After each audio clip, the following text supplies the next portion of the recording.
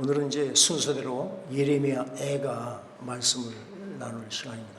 우리가 순서대로 지금 성경 일독을 금년에 시작을 했는데 그게 언제 끝나죠? 11월 달이면 끝나죠? 그렇죠. 이제 almost week 때 지금 누가복음 이제 저는 끝나가는데 이제 예레미야 애가입니다. 어떻게든지 따라가려고 그러는데 좀 늦습니다. 예레미야 애가는 애가 제목 그대로 슬픔의 책입니다. 예레미야 애가의 히브리어 제목은 에카라고 한다는데 에카는 어찌하여, 그러니까 어찌하여 이런 일이 우리에게 있습니까? 라는 어찌하여라는 뜻을 가진 탄식의 부르짖음이다 라고 말씀을 합니다.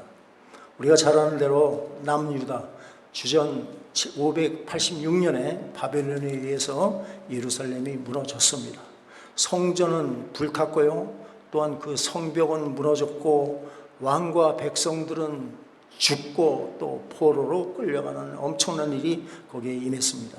하나님의 백성들이라고 자부하면서 살아가던 그 이스라엘 백성들은 가장 큰 절망을 경험하게 됩니다. 그러나 성경은 단순히 예루살렘이 망했다라는 역사적인 기록을 우리에게 알려주기 위해서 기록한 것이 아닙니다. 구속사의 관점에서 보면 예레미야 애가는 인간의 죄가 얼마나 처참한 결과를 가져오는지를 우리에게 보여주시고, 또 동시에 그 절망 가운데서도 하나님의 그 언약과 메시아 언약의 소망을 붙들게 하는 책이 바로 예레미야 애가다라는 것이에요. 예레미야 애가도 성령의 감동으로 기록된 하나님의 말씀, 다른 말로 하면 복음입니다. 복음은 구원을 주시는 하나님의 능력이다 라고 하셨듯이 우리는 예레미야 애가에서 슬프다만 찾을 것이 아니고 이 예레미야 애가를 통해서 하나님의 능력, 십자가의 능력을 우리는 찾아내야 하리라고 믿습니다. 애가를 통해서 허락하신 세 가지 큰 진리, 큰 대목으로 나눠보면 첫 번째가 바로 하나님을 등지고 배역하는 자, 하나님께 대적하는 자는 반드시 심판을 받는다라는 그 큰 명제를 우리에게 말씀을 하십니다.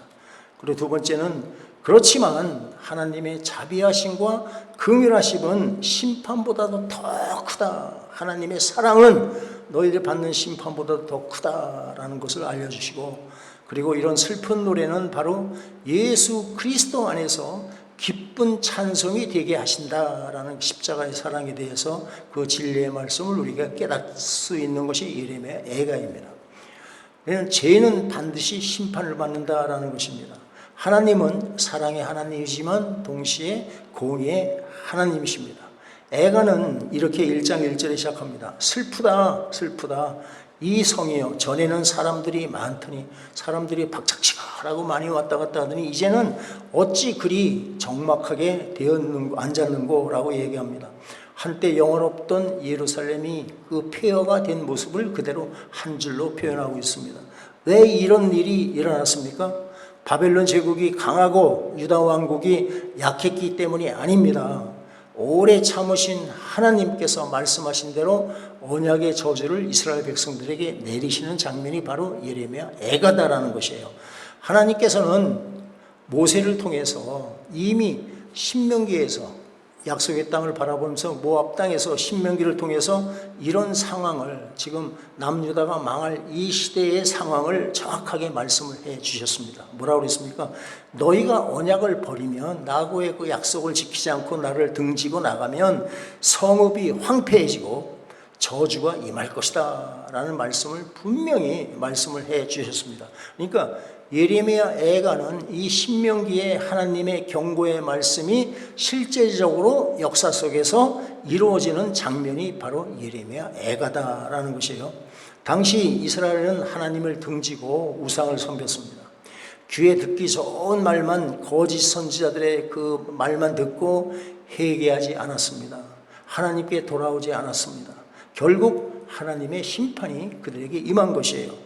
구속사의 흐름에서 보면 이것은 단순히 유다 왕국, 남유다 왕국의 이야기만이 아닙니다.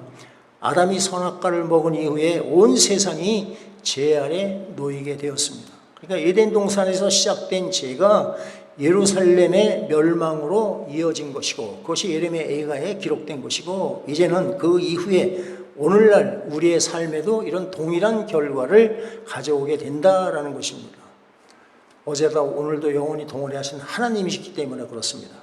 죄가 있는 곳에는 반드시 하나님의 심판이 있습니다. 근데 그 심판, 바로 죄의 삭슨, 사망이 우리에게 온다라는 것입니다. 하나님은 왜 예루살렘 성전을 무너지게 하셨습니까? 이스라엘 사람들은요, 그 성전을 하나님처럼 신성시했습니다. 여러분들이 지금 토요일마다 우리가 바로 그 거짓 신앙 체계에 대해서 우리가 지금 말씀을 나누고 있습니다. 율법주의가 무엇이고 지금 인본주의가 무엇이라는 말씀을 지금 나가고 있습니다.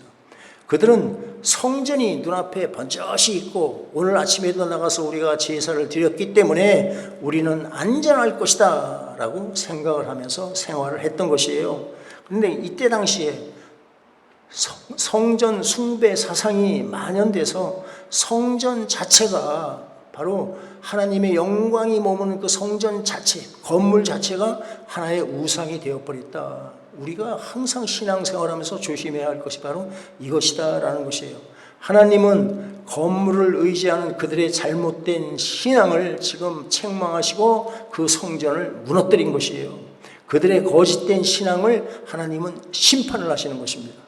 왜냐하면 하나님께서는 돌로 만든 성전이 아니라 거룩한 백성들, 즉 당신의 택한 백성들과 함께하기 원하셨다. 그것이 예루살렘 성전을 통해서 우리에게 가르쳐 주시는 것이거든요. 근데 하나님의 영광이 떠나면 그것은 하나의 건물에 지나지 않는다라는 것이에요.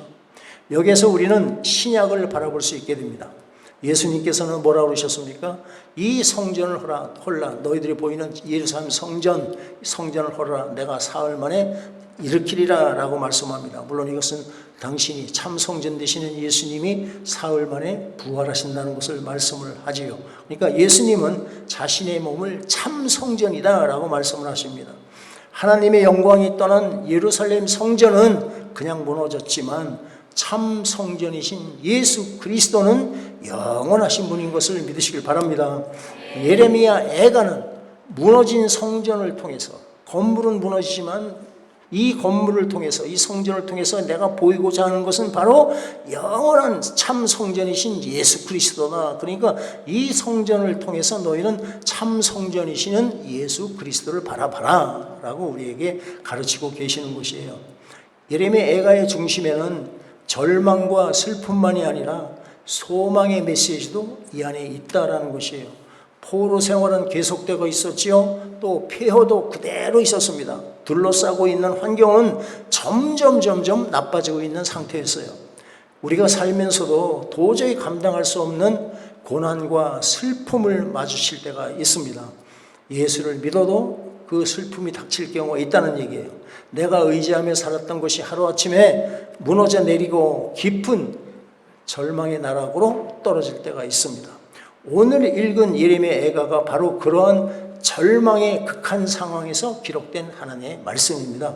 선지자 예레미야는 이 참혹한 파멸의 현장을 두 눈으로 직접 목도한, 남유다가 문을 닫는 것을 직접 목도한 선지자입니다. 그런데 예레미야를 가장 고통스럽게 만들었던 것은 이 나라가 무너지고 애적인 파괴가 되고 성전이 파괴된 그 겉모습이 아니다라는 것이에요. 예레미야의 마음을 아프게 하는 것은, 고통스럽게 하는 것은 이 심판을 내리시는 분이 바로 자기들이 그토록 믿고 의지했던 여호와 하나님이라는 사실 때문에 이는 견딜 수 없는 고통 가운데 있었다. 이해가 되시죠? 무슨 말씀인지? 예레미야 애가 3장 1절로부터 18절까지 보면 예레미야는 이렇게 고백합니다. 여호와의 분노의 매로 말미암아 고난당한 자는 나로다.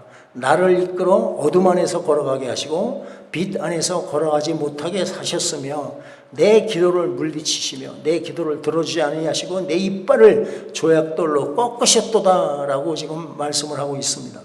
하나님이 마치 잔인한 대적자가 된 것처럼 자기 자신들을 짓밟으셨다는 그런 고통스러운 탄식을 지금 하고 있는 것이에요.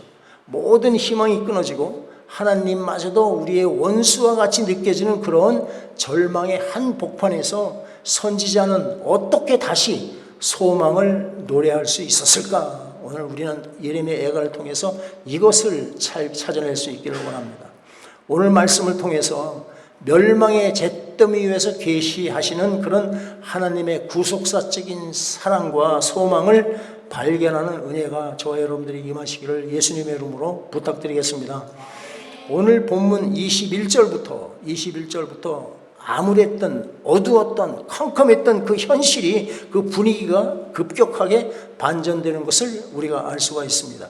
21절에 보면 이렇게 되어 있습니다. 이것을 내가 내 마음에 담아두었더니 그것이 오히려 나의 소망이 되었음은, 소망을 지금 보는 장면이 지금 나오는 것이에요. 방금 전에까지만 해도 뭐라고 그랬습니까? 이제 내 소망은 여호와께로부터 끊어졌다, 절망이다, 낙담하고 절규하던 이 선지자가 바로 갑자기 그것이 오히려 나의 소망이 되었다라고 눈이 번쩍 떠지는 장면이 바로 이 3장 말씀입니다. 어떻게 이런 급격한 반전이 가능했을까? 무슨 일이 있었길래 이 절망이 소망으로 바뀐 것일까? 그 해답이 바로 22절, 3장 22절과 23절에 나타납니다. 22절, 23절 읽습니다. 여호와의 인자와 긍휼이 그 무궁하심으로 우리가 진멸되지 아니함이니이다. 그 이것들이 아침마다 새로우니 주의 성실하심이 크시도소이다. 아멘. 예레미야가 잿더미로 변한 성전과 또 예루살렘 거리를 바라봤을 때는 절망뿐이었습니다. 그런데 그의 시선이 이 땅에서 하늘로 옮겨지고 파괴된 현실에서 살아계신 하나님으로 옮겨졌을 때 그런 소망에 피어났다라는 것이에요. 다른 말로 믿음의 눈을 떴을 때 소망의 빛이 그에게 빛으로 임했다라는 것이에요. 여기서 선지자가 기억해낸 첫 번째 단어가 뭐라 그럽니까? 인자입니다. 인자는 히브리어로 헤세드라는 말, 여러분 헤세드라는 말 잘 아시죠? 헤세드라는 말이 무엇이냐? 헤세드는 언약에 기초한 하나님의 신실하시고 변함없는 사랑을 헤세드라, 하나님의 사랑을 말하는 것이에요. 아가페 사랑을 말씀하는 것이에요. 비록 이스라엘 백성은 우상을 섬기면서 하나님의 언약을 깨뜨렸지만 하나님은 한 번 맺으신 언약을 결코 포기하지 않으신 분임을 깨달은 것이에요. 예레미야 선지자가 눈을 열어서 하나님을 바라볼 때 이 소망을, 이 말씀을 깨닫게 되는 것이에요. 예루살렘의 멸망은 하나님이 무능해서 일어난 일이 절대로 아닙니다. 하나님의 사랑이 끝났기 때문에 일어난 것이 아닙니다. 오히려 죄를 심판하심으로 말미암아 당신의 택하신 백성들을 거룩함으로 회복시키려는 하나님의 정말 마음 아픈 사랑에 매였다라는 것을 우리는 깨달아야 할 줄로 믿습니다. 그런데 오늘 본문에서 예레미야가 눈물을 흘리며 중보했던 바로 그 자리에 온몸으로 우리의 모든 죄와 질고를 짊어지고 가신, 그 눈물을 흘리며 가신 바로 한 분이 계셨다. 그분이 바로 우리의 구주 되시는, 우리의 하나님이 되시는 예수 그리스도라는 것을 여러분들이 그림으로 그려볼 수 있기를 바랍니다. 예레미야 그 모습이 바로 이 우리 온 세상의 죄를 위해서 기도하고 눈물을 흘리셨던 예수 그리스도의 모습이다라는 것이에요.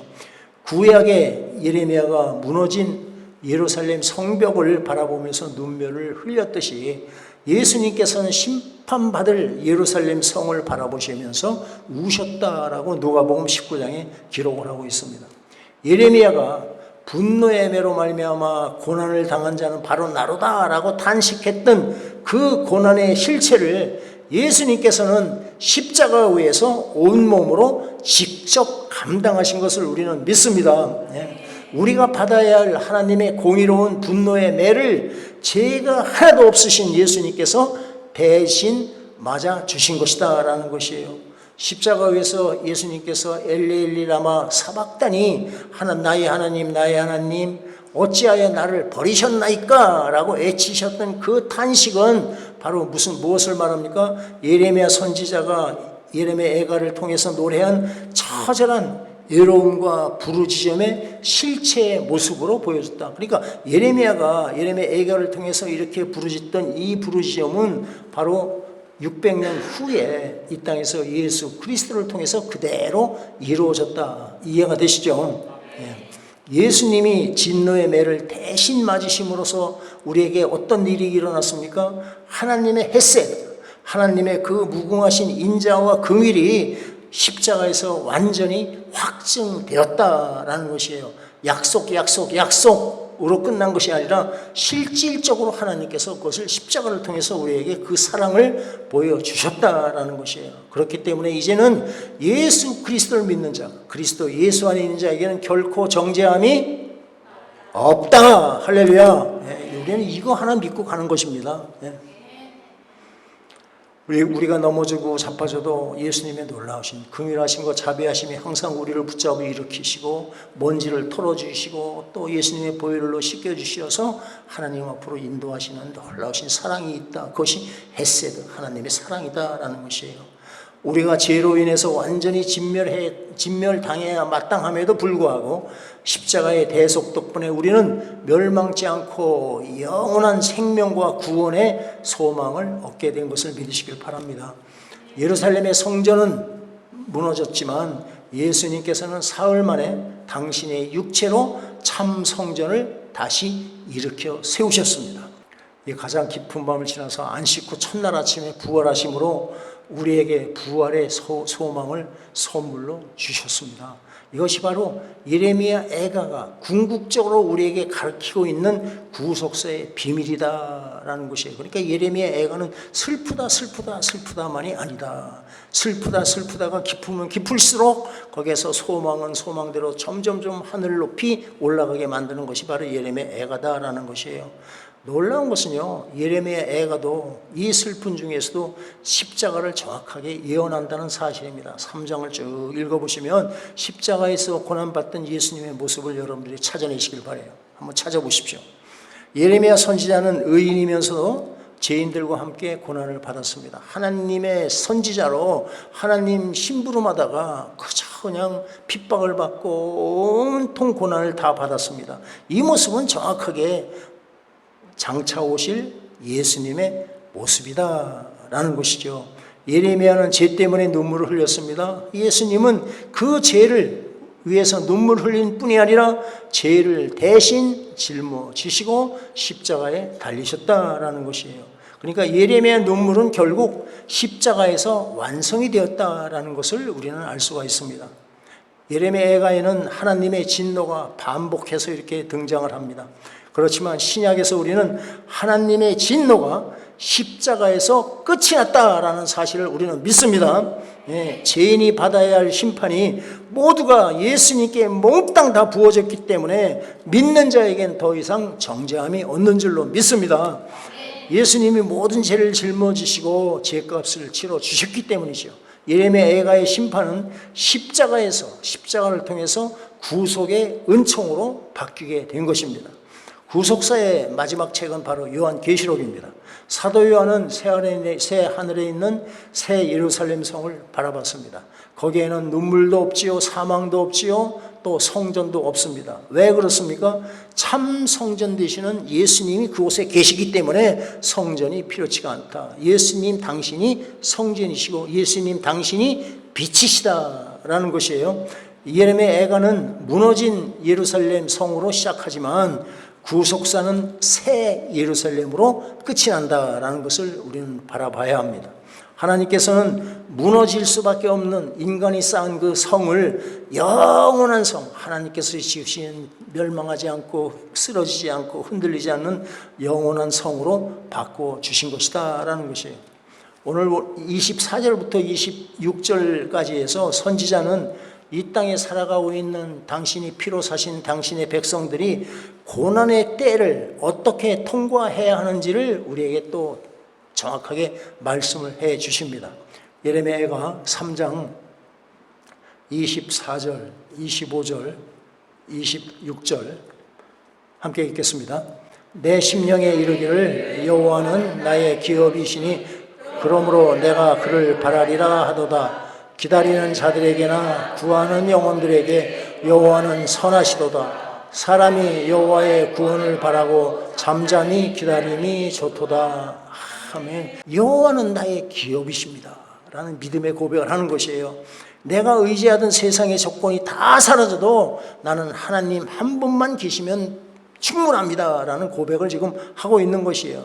그러므로 성도가 고난을 대하는 올바른 태도는 바로 지금 말씀과 같이 잠잠히 여호와의 구원을 기다리는 것이다.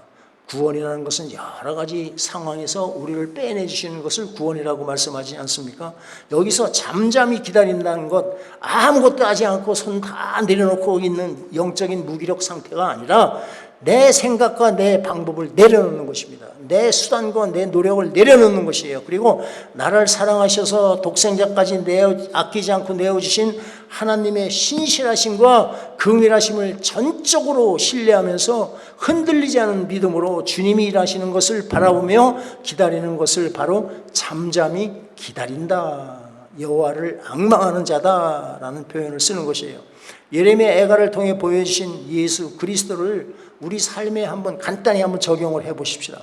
먼저 우리도 삶 속에서 예레미야가 겪었던 그런 정말 캄캄한 나락으로 떨어질 때가 우리 삶 속에서 있을 수가 있다. 예수 안에 있어도 하나님이 허락하시면 그런 일이 우리에게 있을 수 있다. 한순간에 건강이 무너지지요.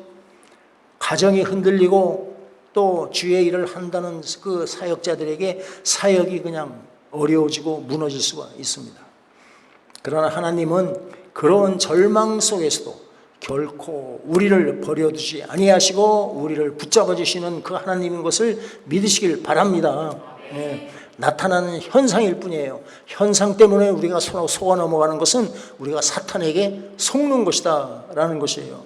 그래서 우리의 소망은 눈에 보이는 환경이 아니라 하나님의 인자하심과 헤세드 사랑, 그 긍휼하심이란 것을 잊지 말아야 할 것입니다. 우리도 십자가를 통해 보여주신 그 하나님의 사랑을 바라볼 때 소망 가운데 새 힘을 얻고 다시 일어설 수 있으리라고 저는 확신합니다. 또한 이 교회, 예수님이 피로 사신 그 성도들, 하나님의 영이 함께하는 성도들, 그것이 바로 교회 아닙니까? 우리 성도 또는 교회는 예레미야처럼 심판받을 세상을 위해서 눈물로 기도해야 하는 사명이 주어진다라는 것을 잊지 마시길 바랍니다. 이를 위해서는 교회가 먼저, 성도가 먼저, 내 자신이 먼저 하나님 앞에 회개를 회복해야 할 줄로 저는 믿습니다. 내 자신의 죄를 회개해야 하시고 또 세상 사람들이 짓는 죄를 하나님 앞에 대신 회개해야 하는 것이 교회에 주신 사명입니다. 우리가 피로 사신 하나님의 그 은혜에 보답하는 길이 바로 대신 회개하고 내가 회개하고 하나님 앞에 나가는 것이다. 그래서 회개하는 교회, 회개하는 성도들을 하나님은 세상의 빛과 소금으로 사용하실 줄 저는 믿습니다. 예레미야 애가는 슬픔으로 시작하지만 하나님의 언약으로 끝납니다. 성전은 불에 타서 없어졌지만 메시아 약속은 영원히 사라지지 않았습니다. 앞으로도 영원히 사라지지 않을 것은 저는 믿습니다. 그리고 마침내 약속대로 예수 그리스도를 이 땅에 보내셔서 십자가에서 우리 죄를 대속하시고 사단의 머리를 밟게 하신 그 놀라운 하나님의 은총을 찬양할 수 있기를 바랍니다. 그래서 오늘 우리도 어떤 절망 가운데 있어도 이렇게 우리는 고백해야 할 줄로 믿습니다.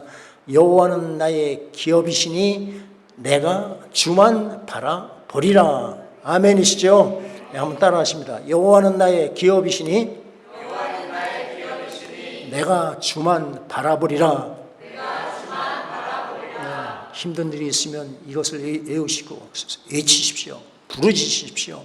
여호와는 나의 기업이십니다. 여호와 하나님만이 나의 기업이십니다. 내가 의지할 분은 예수님 한 분뿐입니다. 난 주님만 바라보고 가겠습니다.